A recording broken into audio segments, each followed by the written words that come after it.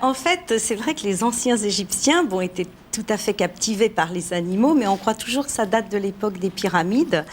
Et en fait, on parlait du cheval, et c'est vrai pour le chat ou c'est vrai également pour le chien. Ils apparaissent vraiment à une époque un peu plus tardive, qui est l'époque de Néfertiti. Toutankhamon, on est vers 1500 avant Jésus-Christ environ. Et par exemple, le cheval est adopté à ce qu'on appelait les Asiatiques. En fait, les meilleurs chevaux, vraiment les très très puissants, tout ça, venaient de l'actuel, on va dire, l'actuelle Turquie, l'actuelle Syrie, voilà. Et les premiers chevaux ont été offerts donc aux pharaons.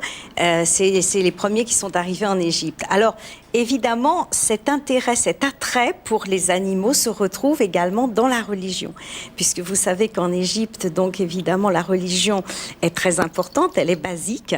Et là, on voit d'ailleurs effectivement donc, des images que je vous ai données sur toute la symbolique égyptienne. On retrouve les animaux à la fois, bon là c'est le trésor de Toutankhamon, mais on retrouve aussi bien les animaux sur des bijoux, dans les tombes bien évidemment.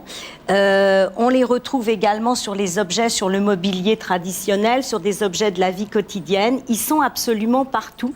Et à chaque fois, ils signifient quelque chose. Vous voyez, par exemple, ici, il y a donc la tête de chacal, c'est le dieu Anubis. Là, vous avez le dieu Osiris.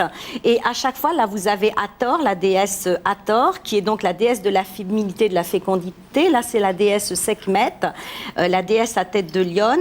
Et à chaque fois, si vous voulez, ça correspond effectivement à quelque chose. Par exemple, la déesse Sekhmet, c'est celle qui fait venir l'orage, qui fait venir la foudre, qui déclenche la colère, en quelque sorte, chez les Égyptiens, le malheur. Mais ça peut être aussi la guérisseuse.